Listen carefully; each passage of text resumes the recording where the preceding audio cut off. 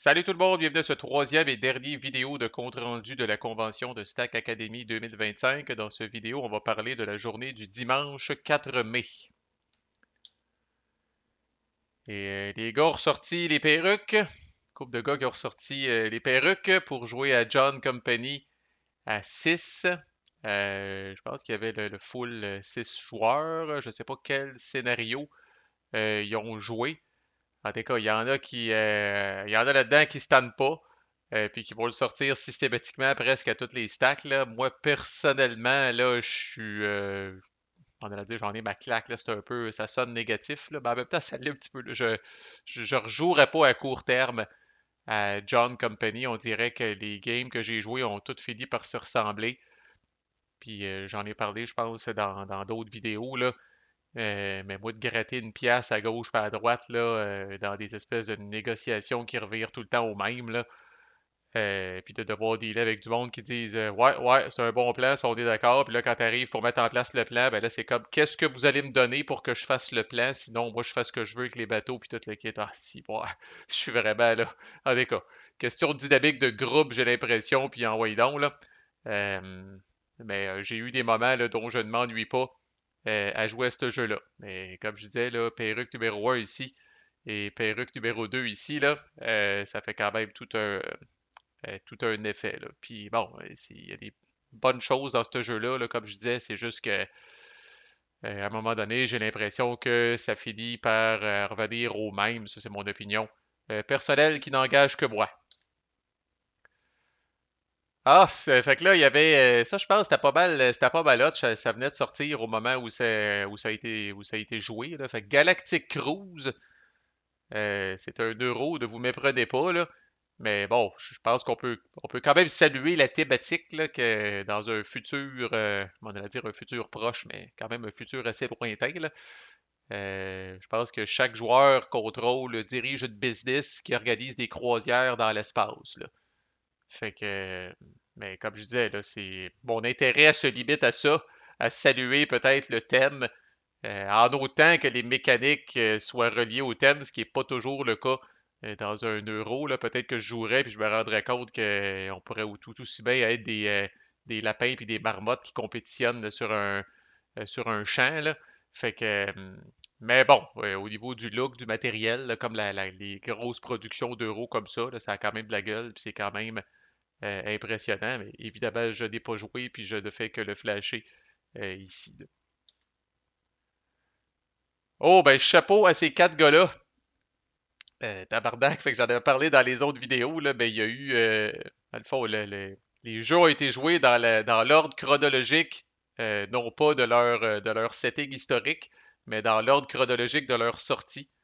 Fait que Here I Stand a été joué le vendredi, Virgin Queen a été joué le samedi, puis Tanto Monta a été sorti le dimanche. J'ai aucune idée comment que ça a été, parce que en tout cas, comme je disais, on a deux salles, puis moi j'étais pas mal tout le temps essentiellement avec mon proto dans la salle en bas, puis il y avait une autre salle au quatrième étage, puis bon, Here I Stand a été joué au rez-de-chaussée, fait que j'avais une meilleure visibilité sur ce game-là.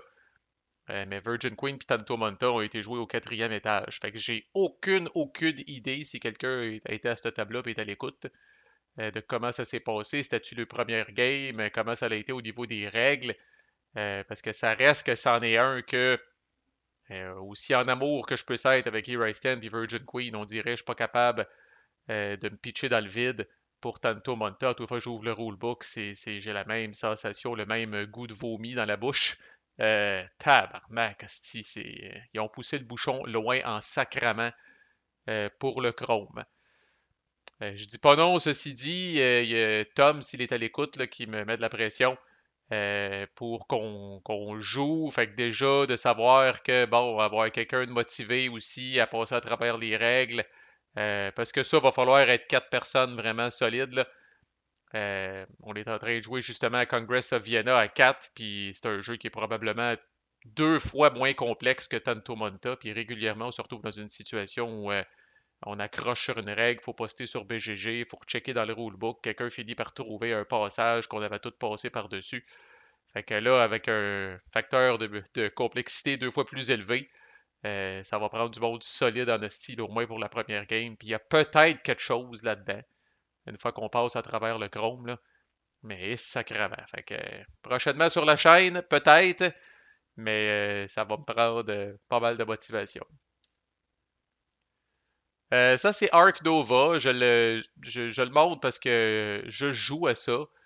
Même si c'est un euro. Entre autres, la première chose qui va attirer, moi, c'est la pile de cartes. Littéralement, ça d'épaisse. Euh, Puis je pense que chaque carte est unique. Puis bon, encore là, il y a des mécaniques qui sont un petit peu tirées par les cheveux là, au niveau des habiletés des animaux que vous colissez dans votre zoo, là. Mais n'empêche, cette espèce de petit puzzle-là, puis de petit board-là que vous avez en avant de vous autres.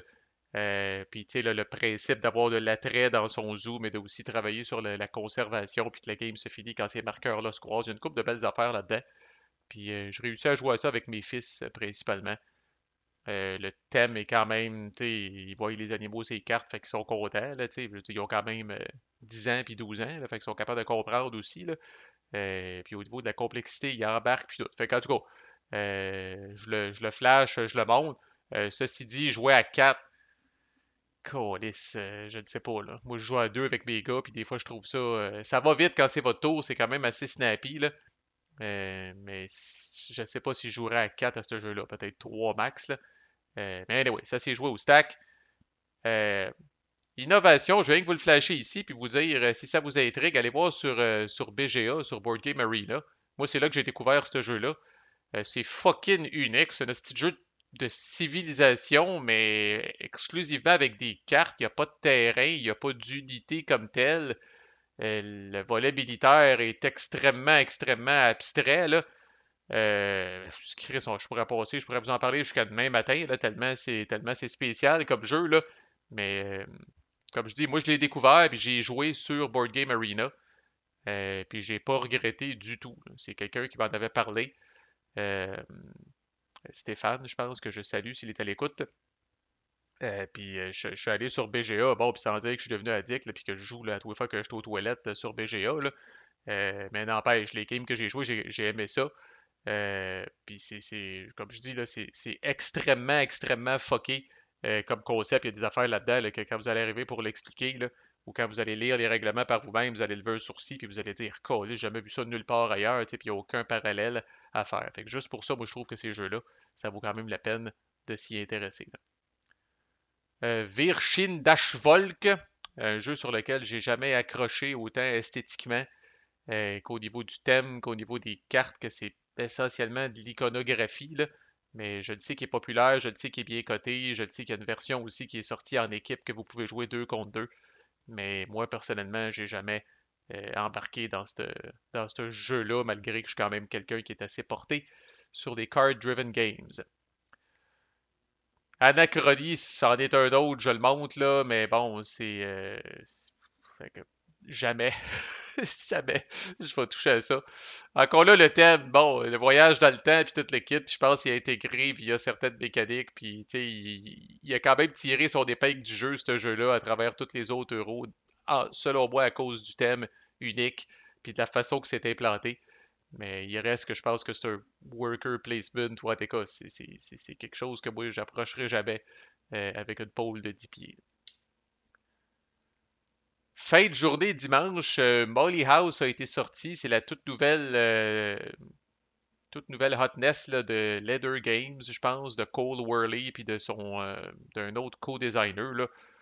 Un jeu au thème là, qui a amené beaucoup de controverses là, parce que ça parle de maisons finalement dans lesquelles les transgenres de l'époque pouvaient se réunir sans avoir de crainte d'être jugés, puis sans avoir de crainte là, tu sais, de se faire taper, là, parce que disons que dans le temps, c'était pas mal moins, la tolérance était pas mal moins là, là. Mais il y a quand même un principe justement là, de la police des mœurs, là, si on veut, là, qui se promène et qui essaye de coincer ces gens-là, puis de mettre un terme à ces rassemblements-là, puis vous pouvez avoir des informateurs, puis tout ça. C'est compliqué en hostie quand même. Là. J'ai assisté à une partie des explications d'Olivier, là, puis de son propre dire, il y a beaucoup, beaucoup de règles. Mais bon, pour moi, c'est signe d'un jeu qui a le potentiel d'être riche, puis tout. Euh, Puis on ne peut que saluer le thème justement extrêmement novateur pour moi, les publishers qui ont le courage, entre guillemets, de sortir des jeux comme ça, malgré la polémique que ça peut faire, parce que c'est pas tous les pays qui sont modernes comme le nôtre. Je parle du bien au Canada, là. Euh, mais tu sais, c'est fou à dire, là, mais aux États-Unis, vous vous aliénez probablement la moitié de la population en sortant un jeu avec un thème comme ça, là. C'est vraiment triste d'avoir à dire ça aujourd'hui, là. Fait que comme je disais, là, les publishers qui persistent quand même, puis qui sortent des jeux comme ça, puis qui endurent les 1 sur 10 là, de rating sur BGG là, de gens pas éduqués, puis qui sont encore arriérés, puis qui vivent encore dans le passé, là, puis qui reconnaissent pas ces choses-là. Là, tu sais, c'est un peu, faut avoir la couenne dure, parce qu'ils sont quand même là pour faire de l'argent, les éditeurs. Fait que, tu sais, ça veut dire qu'il y en a certains qui mettent vraiment leurs principes avant les profits, puis je trouve ça vraiment admirable. Fait que Francis était de retour avec des sous le lys, son proto sur les deux référendums au Québec. J'ai eu une petite discussion avec lui. Là, il me disait, bon, peut-être Fort Circle Games, peut-être Deeds Foundation. Je l'encourageais là, à persévérer puis à essayer d'avoir des commits de ces éditeurs-là, là, tu sais, au-delà du fait qu'ils disent, ah, mais ça a l'air bien intéressant, tu sais, mais encore, c'est oui ou c'est non, câlisse, là, tu sais, comme je dis, il roule sa bosse, il traîne son proto depuis longtemps, il est fucking mature, là, ça prend quelqu'un vraiment là, tu sais, qui va accepter de mettre sa signature en bas du papier puis de dire Chris, moi j'envoie ça. Euh, je suis prêt à prendre ce gamble-là puis à envoyer ça au printer puis à en sortir un certain nombre de copies. Bon, pour vous, amateurs de coin, là, j'ai gardé quelques-unes des photos là, de close-up du nouveau coin là, qui s'en vient là, sur la Somalie. Là. Fait que, voici une photo. On a, je pense, un plus gros close-up ici. Là. Fait que, il semble y avoir un encart ici là, qui est, comme je disais, là, qui est peut-être juste un zoom sur un endroit en particulier de la map. Là. Mais une des photos que j'ai gardées, c'est une carte en fait. Là. Fait fait que Sobali, là, ça tourne autour de la piraterie essentiellement. Là. Fait qu'il semble y avoir une mécanique, j'ai pas joué, là, mais il semble y avoir une mécanique où est-ce qu'il y a des cartes de cibles potentielles pour les pirates. Fait que tu sais, ça c'était un bateau de croisière. Tu sais, j'avoue que pour s'attaquer à ça, là, tabarnak, c'est comme le film avec Tom Hanks, capitaine, je sais pas quoi, là, qui est sorti dernièrement. Là. Fait qu'il semble y avoir des cibles de piraterie, là, toutes plus juteuses les unes que les autres, là, avec des valeurs de hijack, encourage, je pense, ou encourage, puis ransom, la valeur de rançon, là, qui est assez haute c'est pour un cruise ship, que si vous payez ça avec 1000 personnes à bord, là, ben, en même temps, ça doit être assez dur de rentrer là-dedans, puis d'en prendre possession. Là, tu fais pas ça, il y a qu'une chaloupe, puis deux personnes. Là. Fait que, quoi que comme je disais dans le film de Tom Hanks, c'est là que tu vois qu'il arrive des gars avec des guns, esti, puis t'as beau pas être nombreux, esti, si ils n'ont pas de façon de se défendre sur le bateau, ça peut se régler quand même assez vite, là. Fait que bref, tout ça pour dire qu'il semble y avoir des mécaniques novatrices, ne serait-ce qu'en termes de piraterie par rapport à ça, là. Fait que, mais comme je disais, je me suis pas approché de ce coin-là, étant donné ben, relative, pas intolérance, là, mais roll-ball, ou en tout cas par rapport au coin. Study in Emerald qui a été joué, un hostie de bon jeu. Je vais peut-être le couvrir aussi sur la chaîne. Il y a une deuxième édition qui est sortie à un moment donné, mais j'ai joué une couple de fois. Là. Euh, c'est un jeu. C'est Martin Wallace, je pense, qui a fait ça. C'est un jeu fucké en Chris. Là. Un peu aussi là, comment t'appelles ça, identité secrète, là, parce que t'as des joueurs qui sont des, je me rappelle plus comment ils appellent ça, des restaurationnistes, puis en tout cas, t'en as qui sont du côté là, des grands anciens, là, puis qui sont du côté des bébites de Cthulhu, puis t'en as qui sont plus du côté du droit chemin, là, puis je pense que c'est secret au début, puis tu peux te révéler, puis en tout cas, je pense que tu gagnes en équipe pareil, ou sais-tu, il y a une équipe qui gagne, puis à travers cette équipe-là, c'est la personne qui a le plus de points. En tout cas, j'ai des bons souvenirs de ça, faudrait bien que je m'y remette. Il y a énormément de cartes uniques là, qui sont disposées un peu partout sur le board. Là. Fait que de le voir en action m'a redonné le goût d'y rejeter un coup d'œil. Mais mon highlight que j'ai gardé pour la fin, c'est vraiment une petite vieille patente. Fait qu'il faut pas oublier, fait que le 4 mai, le dimanche, c'était May the 4th, qui est la journée annuelle de Star Wars. May the 4th be with you. Fait que, puis Justin ici, qui est ici, avait advertisé. Moi, bon, j'étais un peu dédié à mon proto, sinon j'aurais dit oui, là. Mais on a Justin ici qui avait advertisé une game de Assault on Hoth qui est encore là, une vieille cochonnerie des années 80, mais qui n'a pas pris une ride, selon moi. Un esti de bon Dice Choker. Fait que ça reproduit justement, comme le nom l'indique, là, la bataille sur Hoth, qui est au début de l'Empire contre-attaque, là, avec les fameux Walkers, euh, les Walkers à quatre pattes là, qui avancent, là, les TBTT qu'on appelle en français, puis les AT-AT qu'on appelle en anglais. Là. Fait que quand t'as tous les petits standees que vous avez là, c'est soit les speeders de neige ou justement des walkers qui sont là puis qui se promènent, puis une coupe de troupes au travers. Puis le but du joueur impérial, c'est d'aller péter la base des rebelles il part vraiment à une extrémité, puis il faut qu'il s'en vienne jusqu'à une autre extrémité.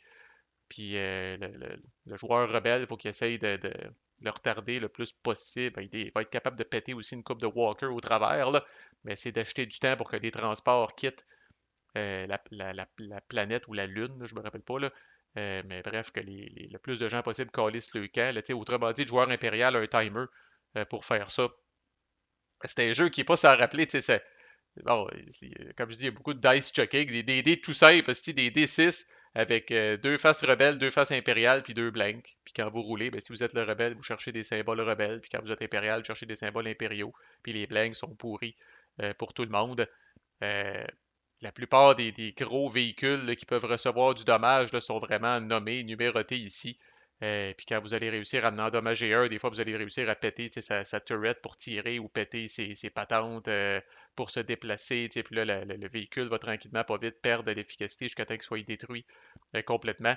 Un système d'activation qui n'est pas sans rappeler Battle Busters là, que j'ai joué dans mon enfance. Là, ben, vraiment un deck de cartes qu'on flippe, on dit ah ben là, c'est le tour des walkers de bouger. Ah là, c'est le tour des troopers impériaux. Ah là, c'est le tour des snow speeders rebelles. Vraiment, c'est le deck de cartes qui détermine qui agit, puis il y a des petits événements uniques au travers. Euh, c'est de bon jeu, j'ai regardé, puis malheureux, il y a un module vassal, tabarnak, il est en espagnol, il n'est pas en anglais.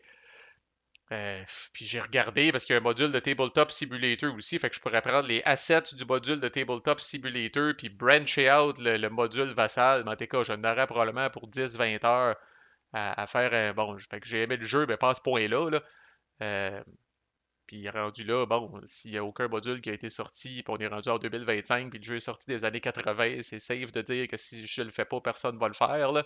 Mais en tout cas, je continue d'espérer qu'il va peut-être avoir un module vassal à un moment donné pour jouer à ça, puis être capable de vous le montrer. Là. Mais un beau petit clin d'œil intéressant. Dans le fond, je trouve ça le fun que Justin ait amené ça, puis ait annoncé ça, puis ait pu jouer à ça, entre autres, avec Francis, là, pour être capable de nous le montrer pendant une couple d'heures sur une table. Fait que voilà, c'était le compte rendu de la convention de Stack Academy. Merci encore une fois à tous les organisateurs. Vous savez qui vous êtes, je vous nommerai pas toutes, de peur d'en oublier, là. Mais merci de prendre soin de notre appétit de gaming, puis de nous organiser une belle fin de semaine de même à chaque année, là, où est-ce qu'on peut assouvir notre passion avec des gens qui la partagent. À plus!